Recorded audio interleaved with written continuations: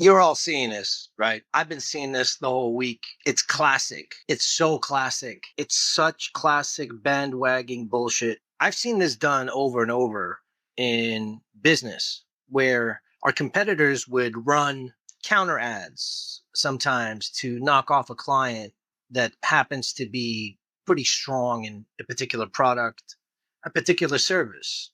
You realize really quick what kind of a blitz campaign this is.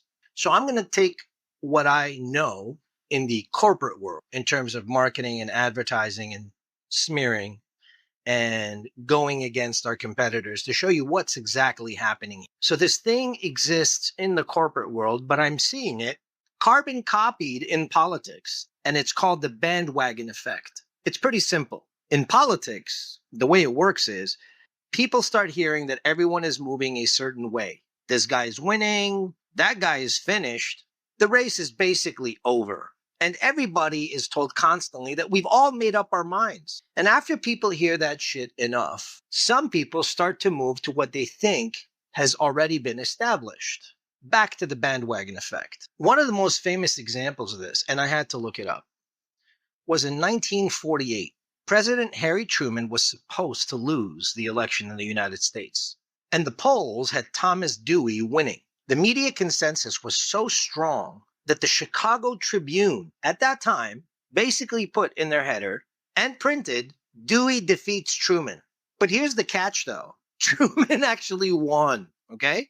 So keep that in mind as you watch this clip, very short clip from CTV here. Jeremy, good morning. What can you tell us? Yeah, Renee, look, deep concerns about Mr. Poilievre's leadership.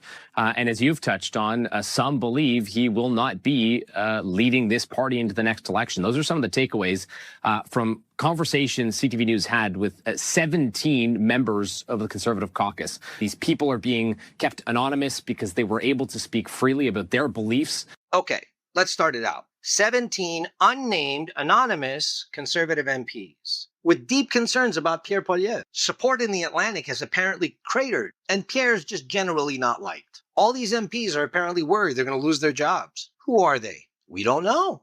How many of those 17 actually think Pierre needs to resign? We don't know. How many are from Ontario? How many are from Atlantic Canada? How many are from Alberta? We don't know. Were these 17 people randomly picked from the Conservative Party and asked? No idea. Did CTV also talk to conservatives who were perfectly happy with Pierre Poilievre? No idea. What the rest of the Conservative caucus say? Again and again, we don't know. Anonymous sources have a place in journalism, obviously. Sometimes people can't speak publicly because they don't want to risk their job or position. Understandable. But there's a problem when you begin to narrative frame anonymous opinions as though it's some kind of proof. And we're all just told, hey, you're supposed to just believe. That's how it works, right? Let's jump into the polls. I've addressed this already with Nick Nanos, but let's get into the nitty gritty. This is where I think you people need to understand exactly what you're looking at and what exactly is being framed that's part of this bandwagon effect. Because when you hear 1,500 people were surveyed, it sounds like somebody went out, found randomly 1,500 people, probably Canadian, and asked them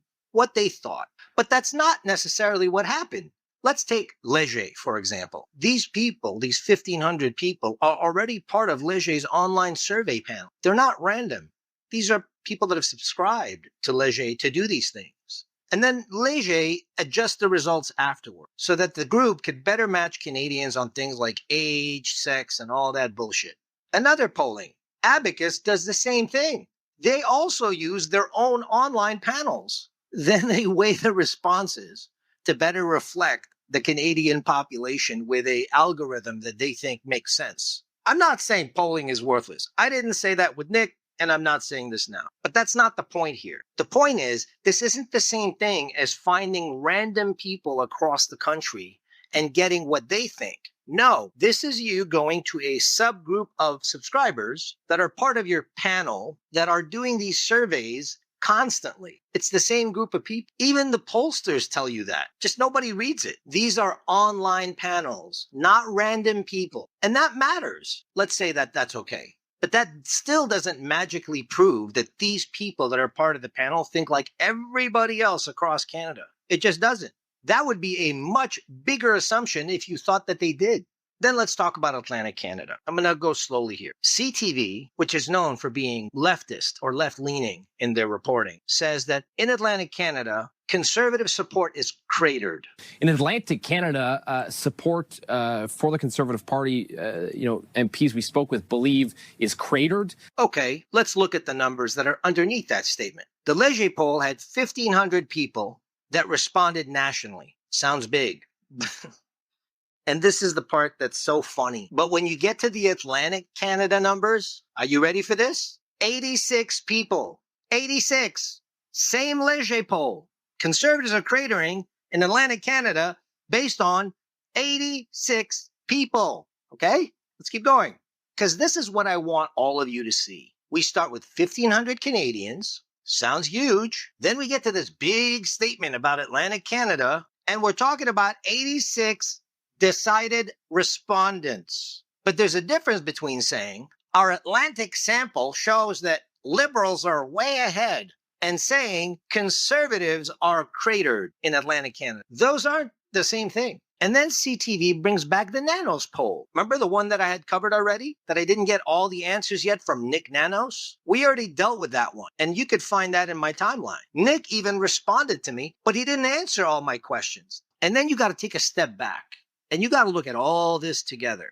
Anonymous MPs say he's in trouble. The polls say he's in trouble. Somebody knocking on doors apparently says people don't like him. A regional poll says conservatives are getting killed. Then there's a by-election that hasn't even happened yet. And now suddenly we're talking about whether or not Pierre is going to survive the next election. Are you shitting me? And this is how a bandwagon gets built. A pollster puts out a number, media turns it into a crisis or a perceived crisis. The anonymous MPs give the crisis a voice, even though we don't know who they are. Influencers on social media keep repeating it. And then everybody turns to everybody and points at everybody and says, look, proof. It's the same narrative, just different mouths. And suddenly, Poilievre's collapse is being reported by everybody as though it's already happened. It hasn't. Whether this is coordinated or not, at this point really doesn't matter to me. I think it is. But they're all reinforcing the same message. Pierre is sinking. His MPs are abandoning him left and right. He can't win. He can't win. He should resign. He should resign. Say it enough times, say it enough places, and people start mistaking repetition for reality. That's the bandwagon effect. And now we're all watching that narrative and that bandwagon being built in real time. And at the end of the day, it's just all assertions and conjecture.